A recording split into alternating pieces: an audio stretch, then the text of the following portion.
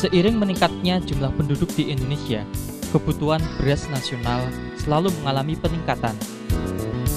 Namun demikian, produktivitas lahan sawah yang menghasilkan padi itu belum mencapai potensi maksimal. Untuk itu, PT Natural Nusantara ingin memberikan alternatif solusi untuk mencapai peningkatan produktivitas secara kuantitas, kualitas, dengan tetap menjaga kelestarian lingkungan. Pada kesempatan kali ini, akan kita saksikan bersama tentang teknis budidaya padi.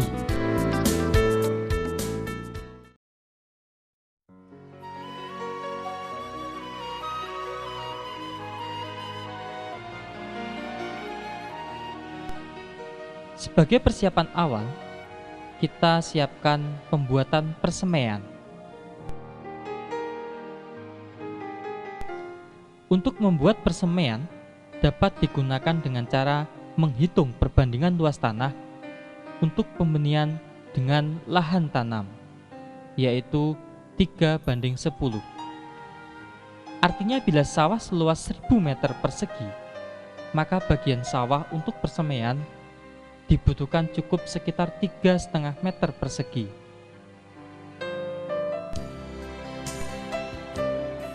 Setelah lahan persemaian jadi, biarkan kurang lebih 1 minggu, baru benih disebarkan. Langkah berikutnya adalah mempersiapkan benih. Siapkan benih sesuai dengan jenis yang dikehendaki. Dan kalau bisa, jenis padi yang bersertifikat. Sebelum benih direndam, terlebih dahulu alangkah baiknya benih kita keringkan di bawah panas sinar matahari kurang lebih setengah hingga 1 jam.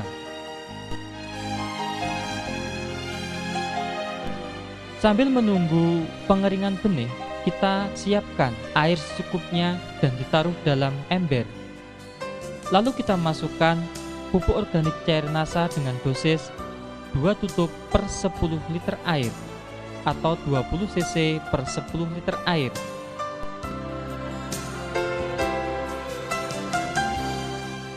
Kemudian masukkan benih yang telah dijemur tadi ke dalam ember atau drum yang telah berisi campuran larutan pupuk organik cair NASA.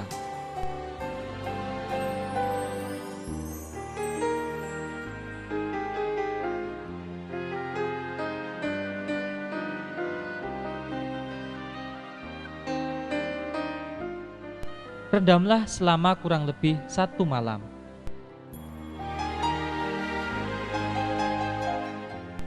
Setelah direndam selama 1 malam, lalu benih ditiriskan dan masukkan ke dalam karung atau bahan lain yang lembab.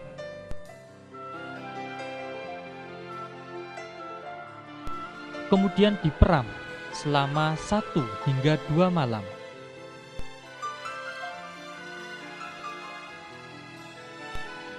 Atau salah satu ciri benih siap disemai adalah sudah berkecambah kurang lebih setengah hingga 1 cm.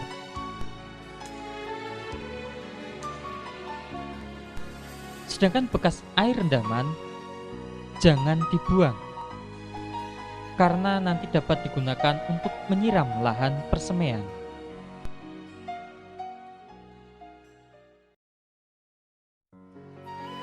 Sebelum benih disebar, lahan persemaian disiram dulu dengan bekas air perendaman benih.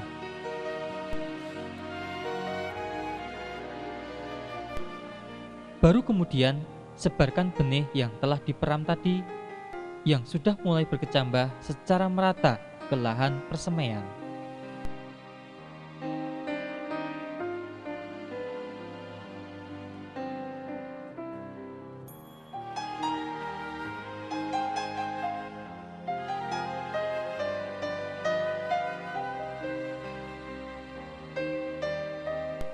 Dan akan lebih baik jika benih yang sudah disemai segera ditutup dengan jerami padi atau bahan lain seperti daun kelapa, daun pisang, kurang lebih selama 3 hingga 5 hari.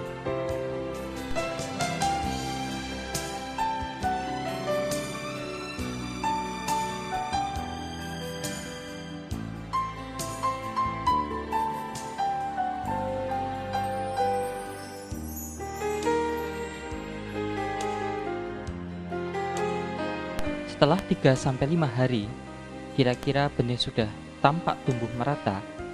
Jerami tersebut segera dibuka dengan hati-hati agar bibit padi tidak rusak.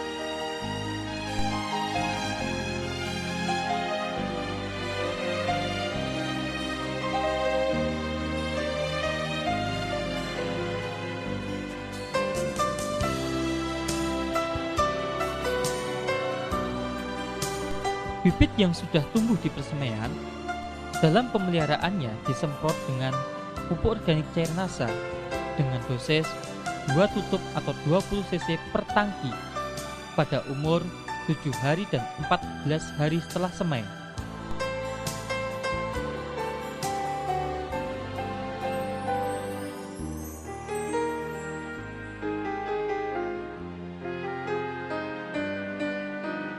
Pada saat penyemprotan pupuk organik cair NASA, akan lebih baik jika dicampur dengan BVR untuk membantu mencegah atau mengurangi serangan hama penggerek batang. Setelah kita lakukan proses pembibitan, kita juga sekaligus dapat melakukan pengolahan tanah. Prinsip pengolahan tanah adalah pembalikan dan pemecahan bongkah-bongkah tanah sawah agar sirkulasi air dan udara di dalam tanah itu berjalan lebih baik. Pengolahan lahan tahap pertama adalah pembajakan. Pembajakan dapat menggunakan traktor atau dengan cara tradisional yaitu menggunakan cangkul ataupun dengan menggunakan tenaga hewan ternak seperti kerbau dan sapi. Tujuan pembajakan adalah untuk pembalikan tanah sekaligus mengendalikan gulma sehingga tanaman pengganggu dan biji-bijian dari rumput-rumput liar akan terbenam dan terurai. Selanjutnya, diamkan kurang lebih 1 minggu. Setelah waktu 1 minggu, baru dilakukan pemupukan dasar. Pupuk dasar berupa NPK, dolomit, dan juga supernasa dapat diberikan dengan beberapa alternatif waktu. Yang dimaksud adalah NPK, dolomit, dan supernasa sebagai pupuk dasar dapat diberikan pada saat sebelum dilakukan pembajakan pertama, dapat juga diberikan setelah pembajakan pertama, namun dapat juga diberikan pada saat sebelum tanam setelah lahan digaru dan sudah diratakan. Tentang dosis pupuk dapat kita lihat pada penampilan tabel pupuk sebagai berikut. Ada 3 tabel jenis dan dosis pemupukan. Tabel pertama merupakan dosis pupuk dengan potensi hasil panen mencapai 1 hingga 1,2 ton per 1000 meter persegi gabah kering panen. Pada tabel pertama, urea sebanyak 18 kg per 1000 meter persegi, ZA 2 kg per 1000 meter persegi, SP36 12,5 kg per 1000 meter persegi, KCl 10 kg per 1000 meter persegi. Sedangkan dolomit adalah 25 kg per 1000 meter persegi. Tabel kedua yaitu dosis pupuk dengan potensi hasilnya 0,8 hingga 1 ton per 1000 meter persegi gabah kering panen. Pada tabel kedua, dosis urea 7,5 kg per 1000 meter persegi, SP36 14,5 kg per 1000 meter persegi. Sedangkan tabel ketiga, potensi hasilnya mencapai 0,6 hingga 0,8 ton per 1000 meter persegi gabah kering panen. Adapun tabel yang ketiga, dosis urea 6 kg per 1000 meter persegi, SP36 11,5 kg per 1000 meter persegi. Lahan disebari campuran pupuk dasar berupa pupuk makro dan dolomit. Khusus untuk TSP atau SP36 dan dolomit atau kapur pertanian, sebaiknya diberikan semuanya atau 100% sebagai pupuk dasar, artinya tidak untuk pupuk susulan. Kami tegaskan bahwa jenis dan dosis pupuk tersebut merupakan pendekatan atau hanya sekedar untuk referensi atau acuan. Artinya dosis pupuk yang ada dalam tabel tersebut tidak berlaku mutlak atau sama untuk semua tempat atau wilayah. Karena jenis dan dosis pemupukan berhubungan erat dengan jenis atau tipe tanah dan juga iklim di wilayah bersangkutan. Setelah dilakukan penebaran pupuk makro, selanjutnya supernasa yang telah dicampur air disiramkan merata ke permukaan tanah. Adapun beberapa peran pupuk organik padat supernasa terhadap perbaikan lingkungan tanah atau kondisi tanah antara lain: pertama, pupuk organik padat supernasa dapat memberikan tambahan unsur hara atau nutrisi tanaman secara lengkap, yaitu sekitar 60 hingga 90 jenis unsur yang dibutuhkan tanaman. Hal ini mengingat bahan baku supernasa adalah bahan-bahan alami yang mengandung unsur antara 60 hingga 90 jenis. Peran yang kedua adalah pupuk organik padat supernasa dapat melarutkan kembali residu atau sisa-sisa pupuk kimia di dalam tanah sehingga dapat dimanfaatkan kembali oleh tanaman. Peran yang ketiga, pupuk organik padat supernasa dapat memperbaiki struktur dan tekstur tanah sehingga tanah secara bertahap atau berangsur-angsur kembali gembur dan subur. Peran yang keempat, pupuk organik padat supernasa dapat meningkatkan jumlah populasi, keragaman, dan juga aktivitas mikroorganisme di dalam tanah. Dengan adanya peningkatan populasi, keragaman, dan juga aktivitas mikroorganisme di dalam tanah, maka tanah akan menjadi lebih gembur. Peran yang kelima, pupuk organik padat supernasa dapat membantu menstabilkan pH tanah sesuai dengan kebutuhan tanaman. Peran yang keenam, bahwa pupuk organik padat supernasa dapat memberikan tambahan zat perangsang tumbuh alami atau hormon tumbuh alami bagi tanaman berupa hormon alami auksin, giberelin, dan sitokinin.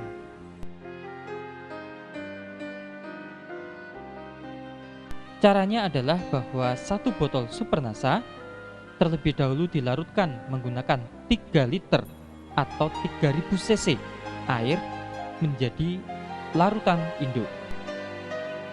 Dari larutan induk tersebut kita ambil 200 hingga 300 cc, kurang lebih 1 gelas biasa.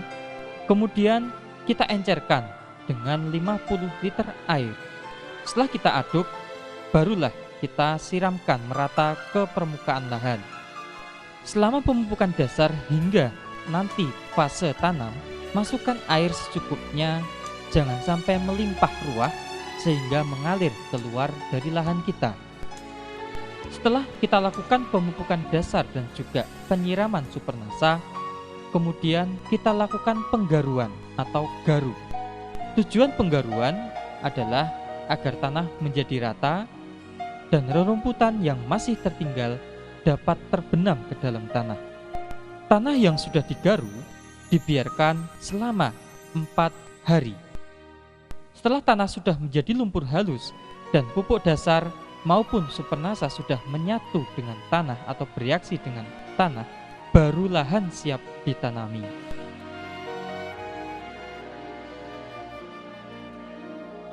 Pada proses penanaman bibit, tahap pertama adalah pencabutan bibit, atau dalam bahasa Jawa kita sebut daud bibit.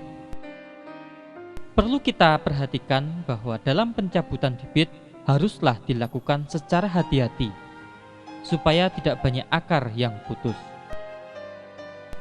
Syarat bibit yang baik untuk dipindahkan ke lahan penanaman adalah tinggi bibit sekitar 25 cm, memiliki 5 hingga 6 helaian daun, batang bawah besar dan keras, bebas hama dan penyakit tanaman, serta jenisnya seragam.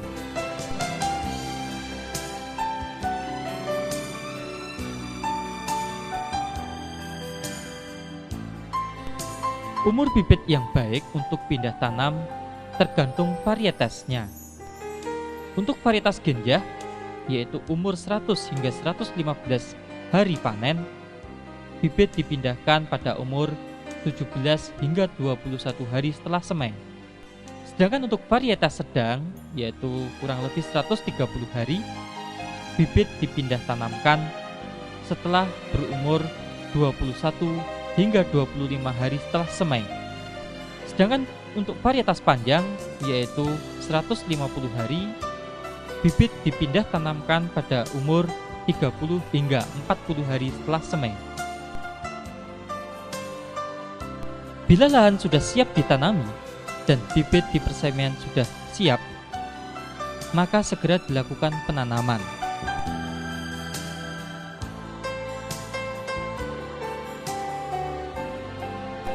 Jarak tanam yang digunakan antara lain adalah 25 kali 25 cm atau 30 kali 30 cm. Dengan jumlah bibit yang dimasukkan ke dalam setiap rumpun adalah cukup 2 hingga 3 bibit per rumpun. Pada saat penanaman juga perlu kita perhatikan kedalaman tanam. Umumnya, sebagian besar petani di Indonesia kurang memperhatikan kedalaman bibit atau kedalaman tanam. Kedalaman yang sering digunakan hanya didasarkan pengalaman selama bertahun-tahun jadi petani atau berdasarkan naluri. Bibit yang terlalu dalam dibenamkan atau ditanam akan berakibat pada berkurangnya jumlah anakan tanaman. Ini terjadi karena semakin dalam pembenaman bibit, maka akan semakin kurang suhu tanah, sehingga mata tunas yang ada di bagian bawah bibit tidak akan memperoleh rangsangan untuk membentuk anakan.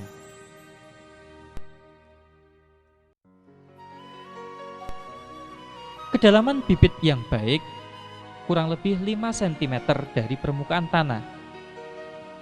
Tetapi karena prakteknya yang sulit, maka sebagai acuan atau sebagai pedoman bahwa bibit dibenamkan sekitar 2 buku atau 2 ruas jari tangan orang dewasa.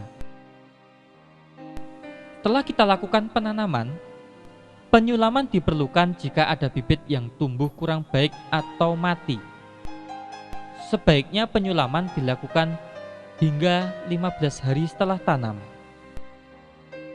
Fase selanjutnya adalah pemeliharaan. Pemeliharaan meliputi antara lain adalah pemupukan susulan. Pemupukan susulan untuk pupuk makro diberikan pada umur 25 hari setelah tanam dan umur 45 hari setelah tanam. Pada umur 25 hari, pemupukan susulan pertama bisa kita lihat pada tabel pertama, urea sebanyak 36 kg per 1000 meter persegi, set A 3,5 kg per 1000 meter persegi, dan KCl 10 kg per 1000 meter persegi. Pada pemupukan susulan kedua, yaitu pada umur 45 hari, pada tabel pertama, urea 18 kg per 1000 meter persegi, set A 2 kg per 1000 meter persegi, dan KCl 20 kg per 1000 meter persegi.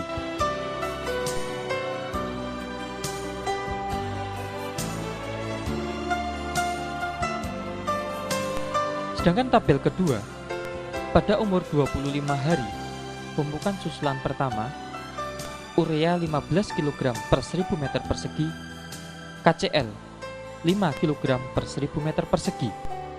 Pada pemupukan susulan kedua, yaitu pada umur 45 hari, urea 7,5 kg per 1000 meter persegi, KCl 10 kg per 1000 meter persegi.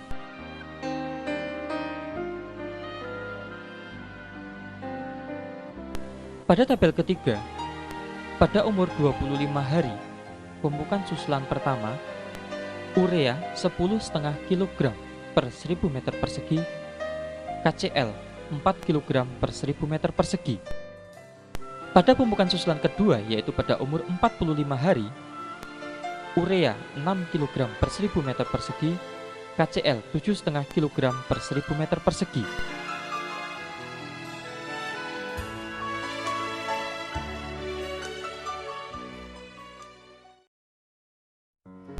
Penyemprotan pupuk organik cairnasa dan hormonik yang pertama dilakukan pada umur 15 hari setelah tanam. Selanjutnya penyemprotan yang kedua adalah 30 hari setelah tanam. Dan penyemprotan yang ketiga adalah 40 hari setelah tanam. Dengan dosis 4 hingga 6 tutup pupuk organik cairnasa dicampur dengan 1 tutup hormonik per tangki 14 atau 17 liter. Perawatan yang lain adalah pengolahan tanah ringan. Pengolahan tanah ringan ini dilakukan pada tanaman berumur 20 hari setelah tanam. Tujuannya adalah untuk memperbaiki sirkulasi udara atau aerasi dalam tanah, juga agar tanah di sela-sela tanaman akan menjadi gembur. Alat yang digunakan biasanya berupa sorokan, yaitu semacam garpu kayu bergigi paku yang sudah ditumpulkan selebar kurang lebih 15 cm dan diberi tangkai. Pemeliharaan selanjutnya adalah penyiangan. Gulma atau tanaman liar yang mengganggu tanaman padi akan bersaing dengan tanaman padi dalam memperoleh makanan atau zat hara dari dalam tanah. Oleh karena itu, penyiangan sangat diperlukan agar tanaman padi dapat tumbuh sempurna sehingga produktivitasnya dapat maksimal. Gulma yang sudah dicabut dapat dibuang keluar areal sawah atau dipendam dalam lumpur sawah sedalam-dalamnya. Sebaiknya dalam satu musim tanam dilakukan penyiangan 2 kali, yaitu pada saat umur 21 hingga 30 hari setelah tanam dan 35 hingga 45 hari setelah tanam. Dalam berbudidaya padi, hal yang sangat penting adalah pengaturan air. Dalam pengaturan air perlu diperhatikan beberapa fase pertumbuhan. Pada fase pertumbuhan awal, yaitu setelah bibit padi ditanam, sawah harus digenangi air setinggi 2 hingga 3 cm selama 15 hari atau saat tanaman mulai membentuk anakan. Air harus dipertahankan agar struktur tanah yang sudah diperoleh saat pengolahan tanah dapat dipertahankan. Selain itu dapat juga menghambat pertumbuhan gulma. Kecuali jika tampak gejala serangan hama putih, maka pengairan diatur, yaitu 1 hari digenangi, selanjutnya 3 hingga 4 hari dikeringkan. Dikeringkan yang dimaksud adalah tanah cukup basah saja, tapi tidak ada air yang tergenang. Hal ini bertujuan untuk memutus siklus hama putih tersebut. Perlu kita ketahui bahwa hama putih sesekali dan biasanya pada malam hari turun ke bawah untuk memenuhi kebutuhan makan maupun minum dari air yang ada di permukaan tanah. Jadi dengan pengiringan diharapkan dapat mengurangi atau memutus siklus hama putih tersebut. Pengaturan air pada fase pembentukan anakan. Pada fase pembentukan anakan, ketinggian air perlu ditingkatkan dan dipertahankan cukup 3-5 cm hingga tanaman terlihat bunting. Bila permukaan air mencapai ketinggian lebih dari 5 cm dari permukaan tanah, Hal ini malah dapat berakibat pembentukan anakan atau tunas akan terhambat. Tetapi sebaliknya, jika kurang dari 3 cm, gulma akan mudah sekali tumbuh dan berkembang. Pengaturan air pada fase bunting, yaitu air dibutuhkan dalam jumlah cukup banyak, sehingga ketinggian genangan air pun harus cukup tinggi, yaitu sekitar 10 cm dari permukaan tanah. Kekurangan air harus dihindari pada saat fase bunting ini, karena dapat berakibat kurang sempurnanya pengisian bulir padi, sehingga pada akhirnya banyak pembentukan bulir padi yang gagal atau tidak sempurna dan kurang bernas. Pada fase pembungaan, bila mulai tampak keluar bunga, sawah perlu dikeringkan selama kurang lebih 4 hingga 7 hari. Ini dilakukan supaya pembungaan berlangsung secara serentak. Pada saat bunga muncul serentak, air segera dialirkan kembali sampai ketinggian 5 hingga 10 cm agar tanaman dapat menyerap makanan maupun air sebanyak-banyaknya. Dalam berbudidaya padi, di samping penggenangan juga perlu diperhatikan pada fase-fase pengeringan. Sebenarnya pengeringan yang dimaksud bukanlah kering total, artinya tanah cukup basah dan lembab namun tidak sampai tergenang. Pengeringan hanya dilakukan pada fase pemasakan biji.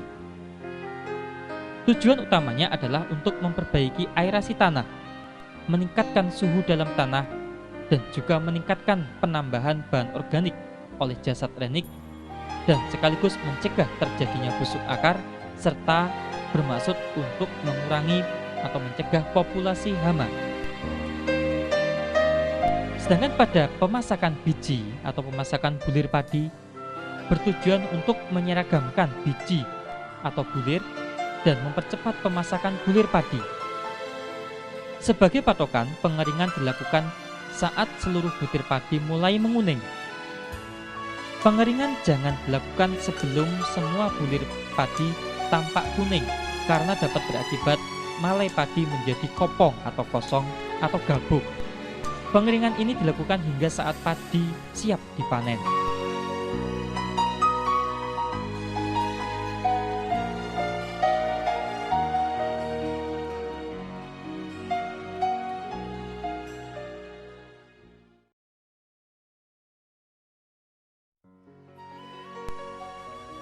Dalam budidaya tanaman padi, tindakan pencegahan serangan hama dan penyakit tentunya lebih baik daripada tindakan pengobatan. Untuk itu perlu dilakukan pengamatan secara cermat dan teratur. Paling tidak pengamatan dilakukan setiap 2 hari sekali atau setidaknya 1 minggu sekali.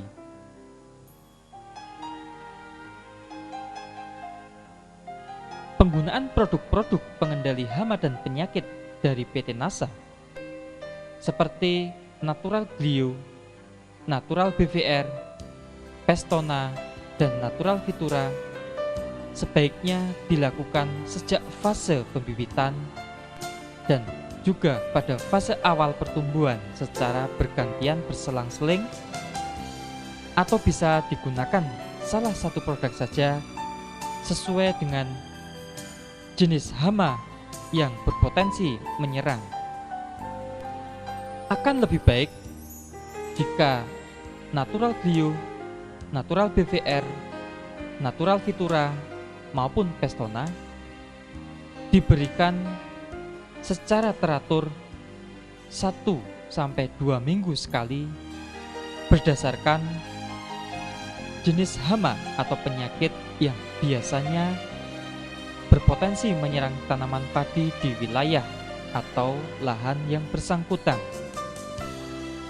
Selain penggunaan produk-produk dari PT Natural Nusantara, sebaiknya juga dilakukan tindakan pencegahan lainnya.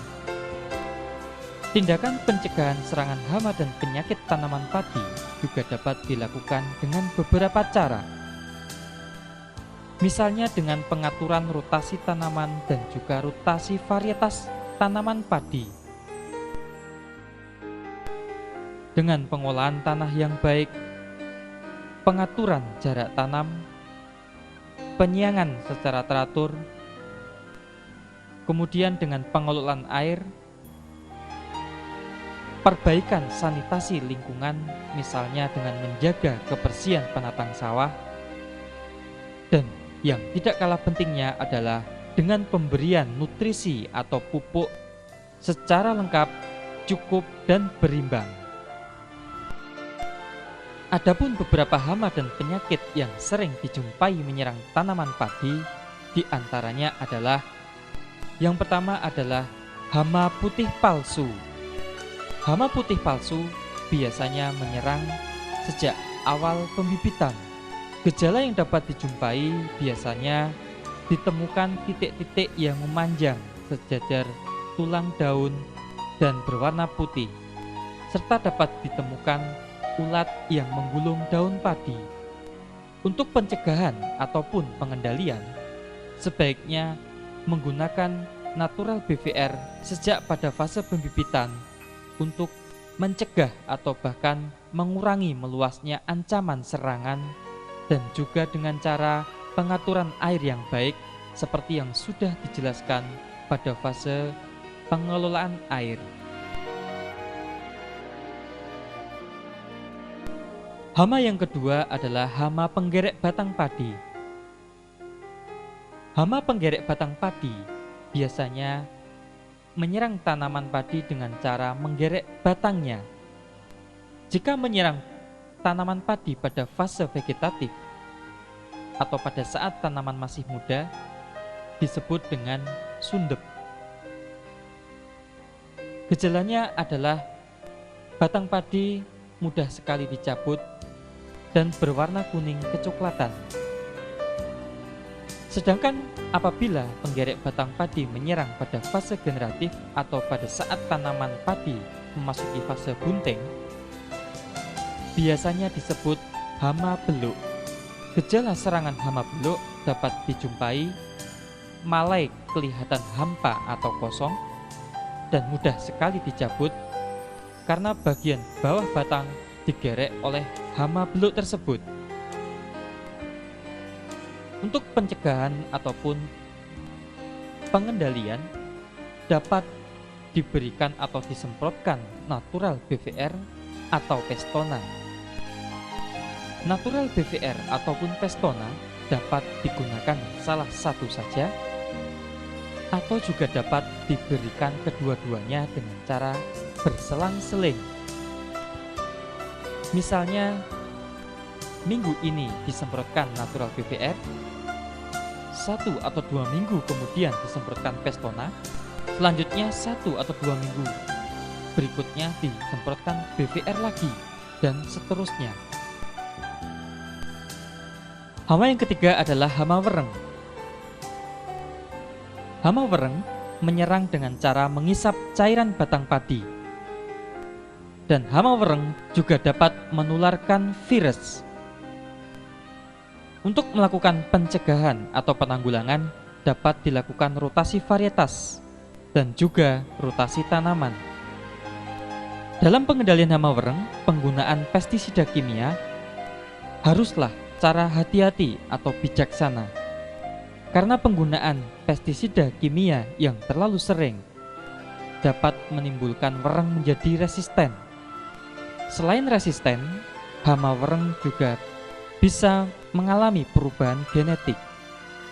Untuk itu, penggunaan natural BVR dan Pestona merupakan cara yang sangat tepat untuk mengendalikan hama wereng, karena natural BVR dan Pestona merupakan bahan-bahan pengendali wereng yang bersifat alami. Pada saat penyemprotan natural BVR ataupun Pestona, sebaiknya perlu memperhatikan hal-hal berikut. Misalnya, natural BVR dan Pestona dilakukan pada saat fase-fase telur baru menetas atau pada saat wereng muda atau nimfa lebih banyak dari wereng dewasa. Penyemprotan natural BVR dan Pestona disemprotkan mengenai sasaran pada pangkal batang karena disitulah tempat yang sangat disukai oleh hama wereng.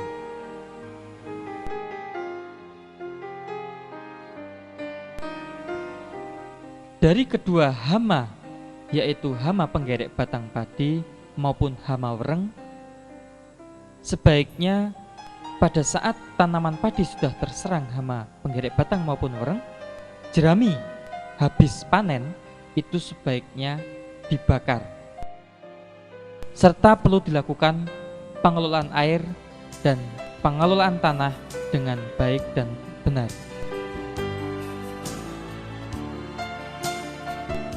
Hama yang keempat adalah hama walang sangit. Hama walang sangit menyerang buah padi yang baru masak susu. Biasanya dijumpai ada bekas isapan dan bulir padi berbintik-bintik hitam. Untuk pengendalian atau pencegahan hama walang sangit, sebaiknya digunakan natural BVR atau juga dapat digunakan Pestona.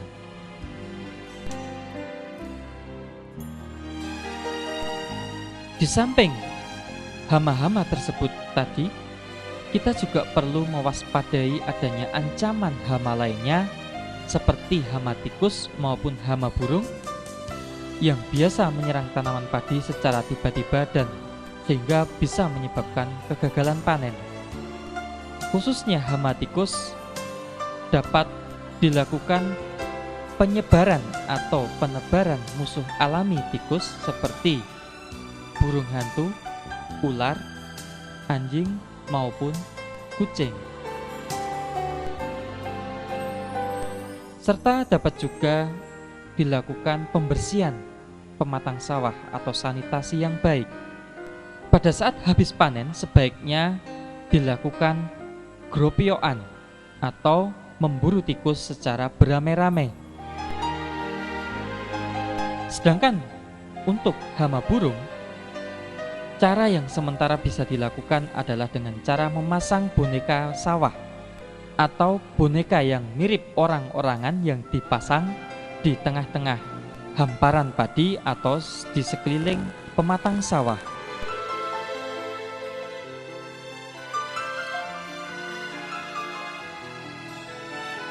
Di samping hama, kita juga harus mewaspadai ancaman serangan penyakit tanaman padi. Penyakit-penyakit tanaman padi yang perlu diwaspadai antara lain penyakit yang disebabkan oleh jamur, diantaranya adalah penyakit blas yang disebabkan oleh jamur Pyricularia oryzae, serta juga penyakit yang disebabkan oleh jamur Fusarium. Di samping itu yang juga perlu diperhatikan adanya ancaman penyakit yang disebabkan oleh bakteri Xanthomonas campestris seperti penyakit kresek atau kresek atau penyakit hawar daun. Untuk mencegah serangan penyakit tersebut, sebaiknya diberikan nutrisi yang lengkap, cukup, dan berimbang sejak pada awal tanam. Di samping itu, harus diberikan pencegahan dengan pemberian natural glio pada saat sebelum tanam. Harus diwaspadai juga adanya ancaman penyakit tungro yang sudah terbukti sangat membahayakan pada tanaman padi. Penyakit tungro disebabkan oleh virus yang ditularkan oleh wereng hijau.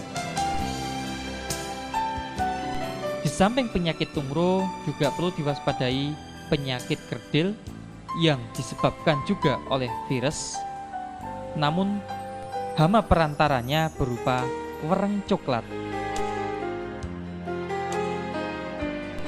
Hal yang sangat penting dilakukan adalah melakukan rotasi tanaman atau rotasi varietas, pemberian nutrisi yang lengkap, cukup, dan berimbang, serta sistem tanam serempak, Dan yang terpenting mengendalikan vektornya atau hama perantara, yaitu dengan pemberian natural BPR atau Pestona yang dapat diberikan salah satu saja atau kedua-duanya secara berselang-seling 1 atau 2 minggu sekali.